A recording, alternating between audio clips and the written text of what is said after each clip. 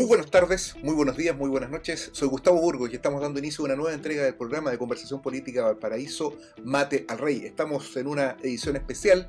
Nos encontramos acá en la bahía de Valparaíso muy tranquilos y muy seguros, el equipo de producción, gracias a la intervención severa e inexplicable, muchas veces considerada brutal, de esta bestia de las comunicaciones que tenemos por director, el gran Sergio Risenberg-Cohen. ¿Cómo estamos, Sergio? Muy bien, licenciado, y listo aquí para desplegar las velas y empezar un capítulo especial de Mate Ray. Como dijo Pato Renal, desplegando las velas. Efectivamente, don Sergio, la razón por la que estamos haciendo este programa especial tiene que ver con que hace un tiempo, hace poco menos de un mes, tuvo lugar en el Tribunal Oral, en lo penal de Temuco, el inicio del juicio oral que busca establecer la responsabilidad de un conjunto de oficiales de carabineros encabezados por el general Blue en la llamada Operación Huracán.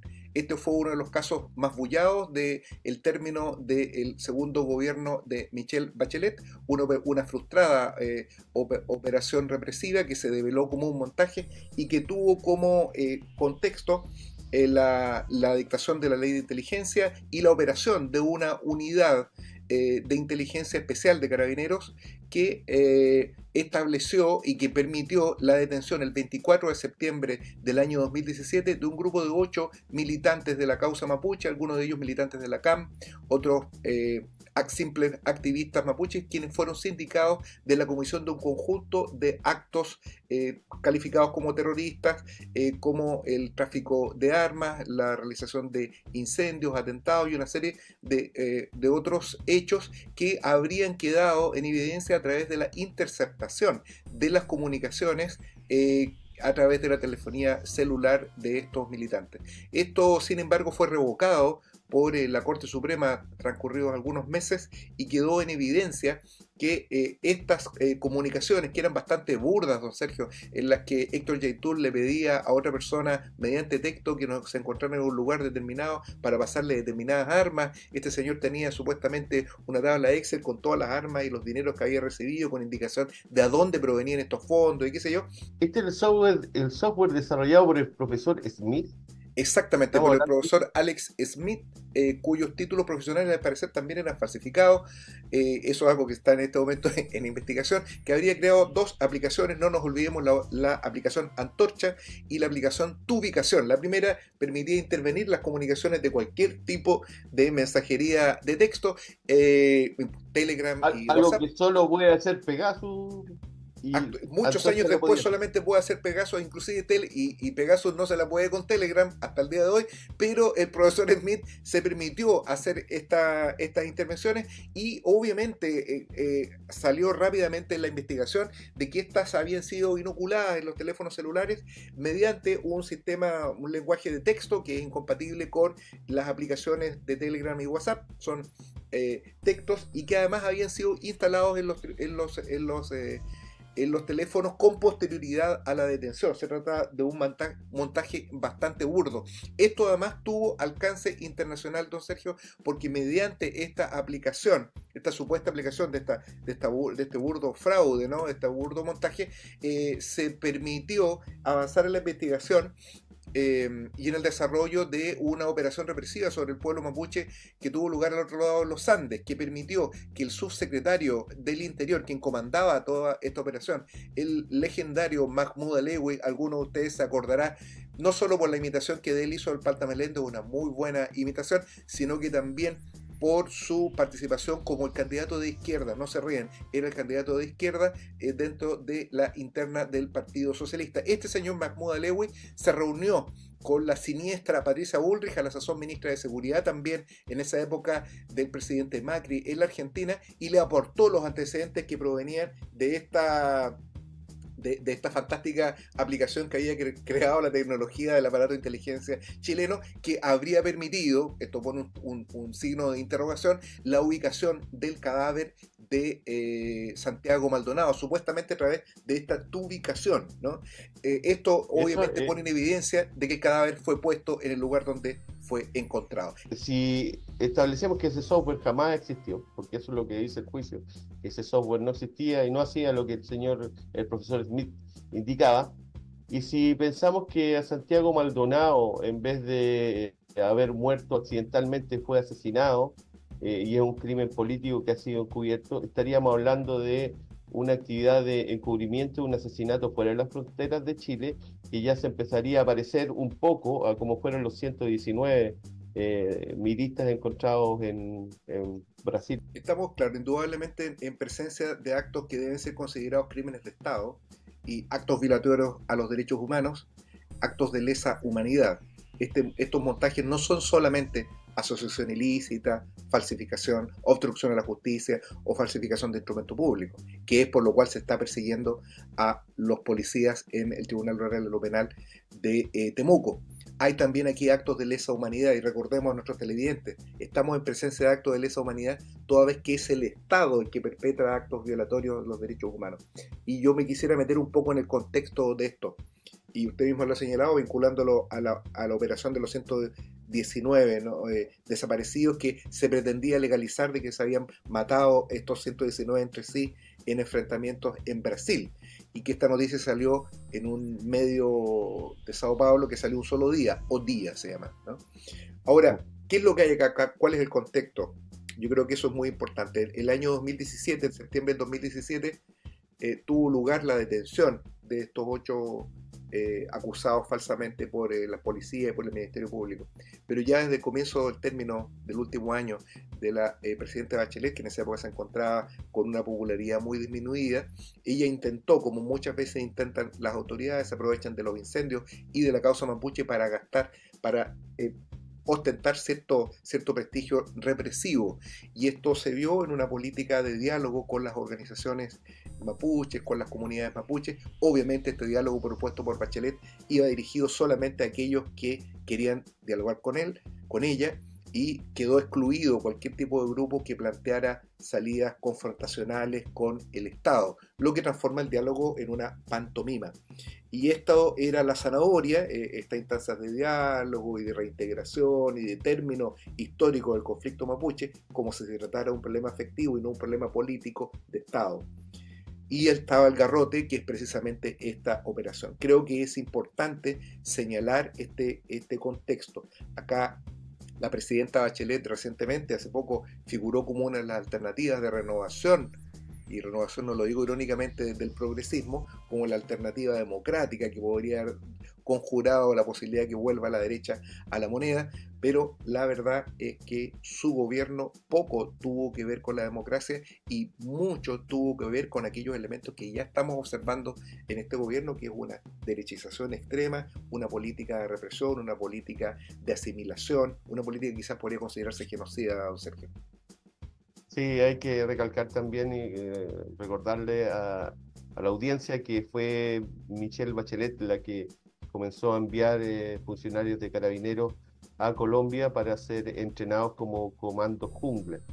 La creencia popular es que el responsable del comando jungla fue Piñera, pero esto viene desde el gobierno en 2007 con Michelle Bachelet. Piñera lo popularizó solamente. Hay otra idea que está asociada con esto, ¿no? De que esta operación Huracán responde a una política de Estado, y yo creo que hay un hecho muy particular, don Sergio, que creo que es necesario señalar, es por qué estalla este caso Huracán, ¿no? ¿Por qué? ¿Por qué estalla? ¿Cuál es la razón? ¿Por qué llega? ¿Por qué se presenta? Y no se presenta simplemente porque la justicia y las instituciones funcionaron. Aquí ocurrió un hecho muy particular. Las policías que estaban siendo cuestionadas respecto de este fraude ridículo, ¿no? de la aplicación antorcha y de la aplicación tu ubicación, que demostró ser totalmente falsa, las policías denunciaron de que se había filtrado esta información por parte a la defensa de Héctor Yaitul por parte de una abogada que trabajaba con el fiscal, uno de los fiscales que estaba a cargo de esta investigación, Felipe Arroyo. Este fiscal, al tomar conocimiento de que se estaba persiguiendo, indirectamente se le estaba persiguiendo a él, Carabineros además deslizó la idea de que él tenía una relación amorosa con esta abogada, lo que revela el proceder bastante cercano al del AMPA, de este aparato de inteligencia de Carabineros. comenzó a investigar efectivamente estos hechos. Y es así como finalmente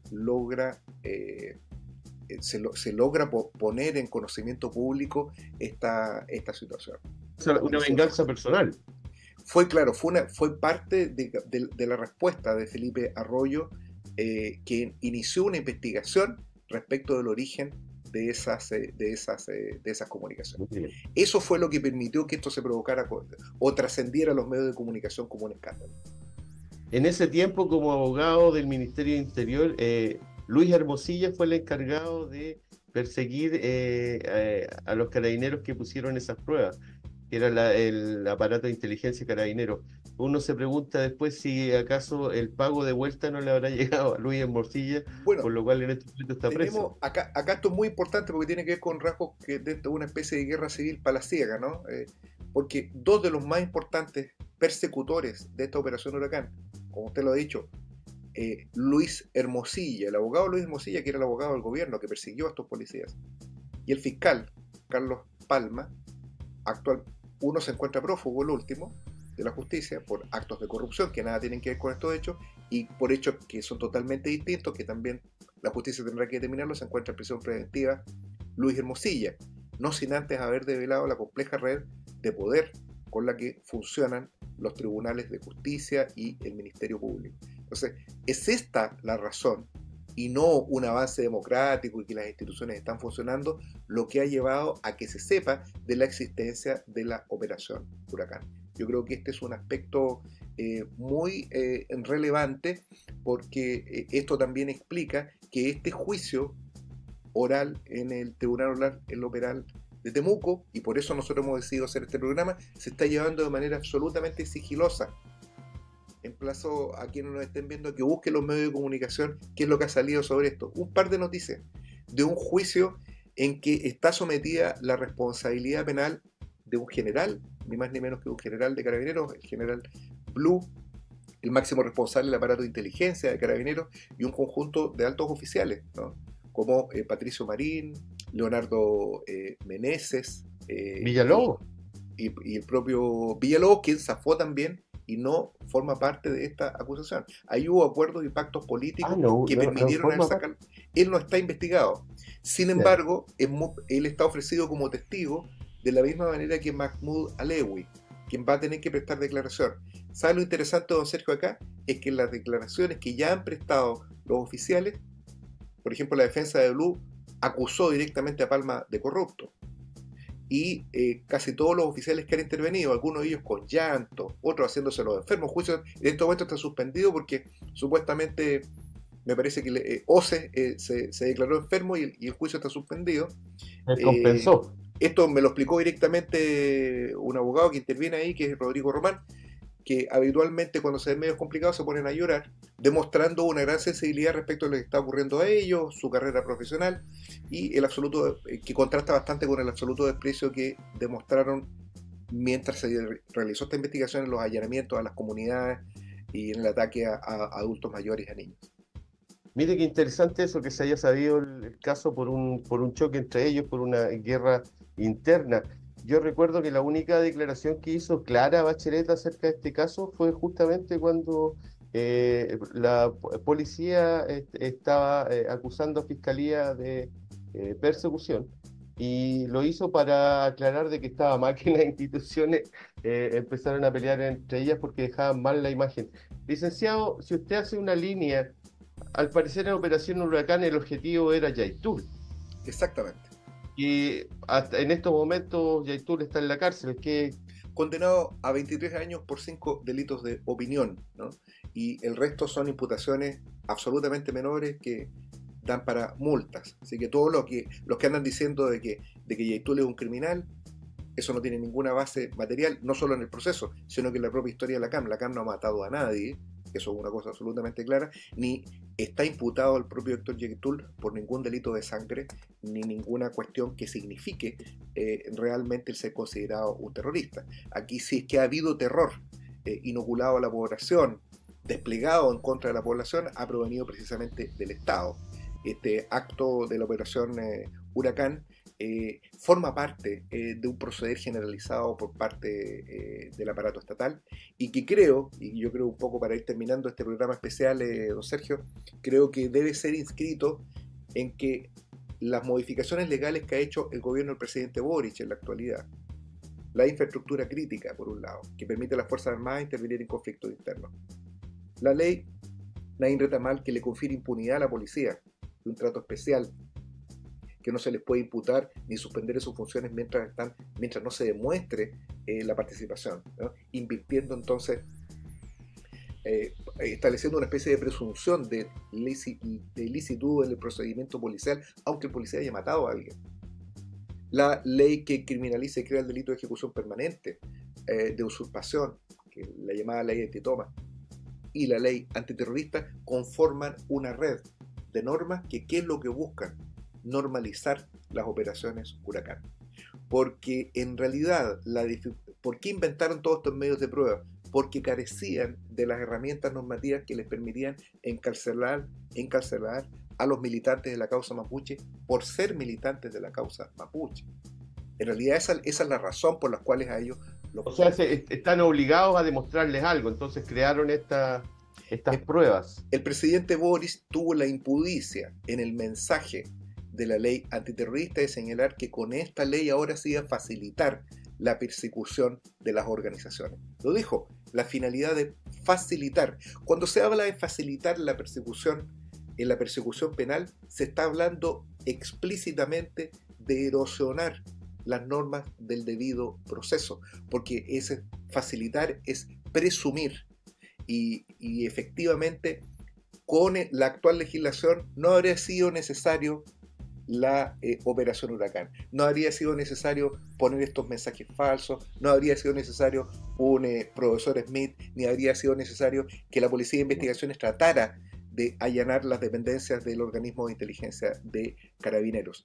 Eso es lo que a mí me parece más grave, don Sergio, que es lo que yo creo que es necesario que nuestros televidentes reflexionen sobre este punto, y quiero cerrar con una cuestión que a mí me dolió especialmente, que me parece especialmente grave, que son dos cosas que son expresivas de este proceso, como hemos llamado nosotros en este programa, de instalación de una dictadura civil, que es un proceso que no solamente es autoría de este gobierno ni siquiera tiene originalidad para eso, esto es algo que viene de hace bastantes años más, ¿no? Viene de los dos gobiernos que crean esta especie de alternancia programada, ¿no? Entre izquierda y derecha, que son dos cuestiones. Primero, la negativa del juzgado de garantía de Concepción de dar lugar al traslado que por ley y por tratados internacionales le corresponde al dirigente de la coordinadora Arauco Mayeco, Héctor Yaitud, de ser trasladado del penal de Concepción al de Temuco, donde hay una comunidad presidiaria mapuche y donde se encuentra además su hijo. Hay razones en consecuencia que obligan al Estado por reunificación familiar, etc. Esto fue desechado por el juzgado porque consideró que eran razones afectivas. O sea, para el juzgado de garantía, para nuestra justicia, los derechos ancestrales del pueblo nación mapuche y la reunificación familiar es una cuestión meramente afectiva que comparece en una situación de inferioridad frente a la seguridad, que pareciera ser que es la única norma importante en nuestro ordenamiento jurídico, como lo es como único problema social. Digamos, Sergio. Como pregunta legal, ¿no existe un tratado que obliga a Chile a... Exactamente, hay un tratado, tiene un número 169 creo que, y que precisamente obliga al Estado a observar en el desarrollo de sus actividades y en particular de sus actividades judiciales una consideración especial al respeto a la cultura del pueblo mapuche, en particular del pueblo mapuche en este caso, y eso supone, por ejemplo, de que se les permita observar sus ritos y observar su propia cultura, inclusive encontrándose en prisión. Esto no es un capricho de Héctor Yaitul, esto es un deber del Estado. Es un deber del Estado, y esto es lo que ha sido pisoteado por el Tribunal de Garantía de Concepción, pero además es importante señalar que el abogado de Gendarmería, cuando se debatió esta cuestión, el abogado de Gendarmería, que es el abogado del gobierno, que es el abogado en definitiva que depende del ministro de Justicia, a su turno el comunista Jaime Gajardo Falcón, sostuvo mentiras para crear la idea de que nos encontrábamos frente a una persona peligrosa. Mintió, aludió a hechos que no existen y de los que no podría haber tenido conocimiento porque se trata de hechos que están bajo investigaciones reservadas y de los que él reveló en su alegación tener conocimiento, pero ninguno de los hechos son pertinentes tampoco a Héctor Yaitul, a quien se le considera peligroso por llamarse Héctor Yaitul, pero esto no tiene ningún fundamento fáctico. La conducta digamos, dentro del penal de Héctor Yaitul es impecable. Él ha realizado 2 huelgas de hambre que han sido consideradas tampoco por la Corte de Apelaciones, han sido consideradas como que no constituyen infracción a sus deberes como presidiario. Esto yo creo que es un punto que tiende, digamos, a contextualizar este hecho, y quiero terminar, don Sergio, porque este es un programa apretado, señalando algo que me parece muy grave y que viene como la guinda de la torta, como diría Julio Martínez, ¿no? De todo esto que hemos estado contando, que es una gravísima declaración que prestó el gobierno ante la Corte Interamericana de Derechos Humanos, donde se persigue la responsabilidad del Estado por la impunidad en que dejó a el general Cheire en el marco de la operación Caravana del Norte, aquella que fue comandada por Arellano Stark. Él participó en fusilamiento y en torturas. Por esto recibió una pena irrisoria inferior a 5 años, que la sacó, como se dice popularmente, firmando, ¿no?